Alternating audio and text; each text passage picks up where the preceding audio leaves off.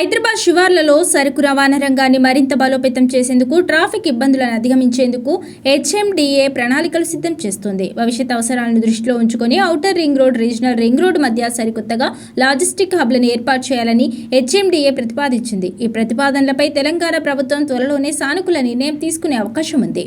ఇప్పటికే ఓఆర్ఆర్ పరిధిలోని బాటసింగారం, మంగల్పల్లి ప్రాంతాల్లో ప్రభుత్వ, ప్రైవేట్ భాగస్వామ్యం పద్ధతిలో నిర్మించిన లాజిస్టిక్ హబ్లు విజయవంతంగా నడుస్తుండటంతో అదే తరహాలో మరిన్ని కేంద్రాలను విస్తరించాలని ప్రణాళికలు సిద్ధం చేశారు. మహానగరం చుట్టుపక్కల మౌలిక వసతులు కల్పించడం ద్వారా ప్రధాన నగరంపై ట్రాఫిక్ ఒత్తిడి గణనీయంగా తగ్గనుంది. భవిష్యత్తులో ఇతర రాష్ట్రాలు, నగరాల నుంచి వచ్చే భారీ ట్రక్కులు, లారీలు నేరుగా నగరంలోకి ప్రవేశించకుండా శివార్లలోనే వాటిని నిలిపివేస్తారు. ఈ లాజిస్టిక్ హబ్బులు ట్రక్కు పార్కుల్లోనే సరుకు లోడింగ్, అన్లోడింగ్ ప్రక్రియలు పూర్తి చేసేలా చర్యలు తీసుకుంటారు. ఒక్కో హబ్ను దాదాపు 100 ఎకరాల విస్తీర్ణంలో పీపీపీ పద్ధతిలో అత్యాధునిక సదుపాయాలతో అభివృద్ధి చేయాలని ప్రభుత్వం భావిస్తోంది.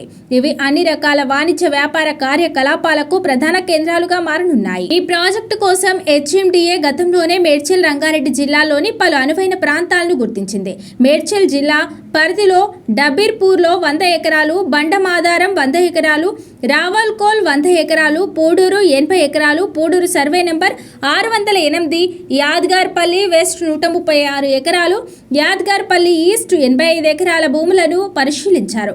అదేవిధంగా రంగారెడ్డి జిల్లా పరిధిలో కొండకల్, వెలిమల 233 ఎకరాలు, బ్రాహ్మణపల్లి, వెంకటాపూర్ 677 ఎకరాలు, లింగారెడ్డిపేట్ 128 ఎకరాలు, దండు మైలారం 212 ఎకరాలు ప్రాంతాలను లాజిస్టిక్ హబ్బుల ఏర్పాటుకు అనువైనవిగా గుర్తించారు. ఈ భారీ లాజిస్టిక్ హబ్బులు కనుక అందుబాటులోకి వస్తే ఆయా ప్రాంతాలు ఊహించని రీతిలో పారిశ్రామికంగా అభివృద్ధి చెందుతాయని రవాణా రంగ నిపుణులు విశ్లేషిస్తున్నారు. భారీ ఎత్తున మౌలిక వసతుల కల్పన జరగనుండడంతో ఈ శివారు ప్రాంతాల్లో రియల్ ఎస్టేట్ రంగం కూడా భారీగా పుంజుకోనుంది.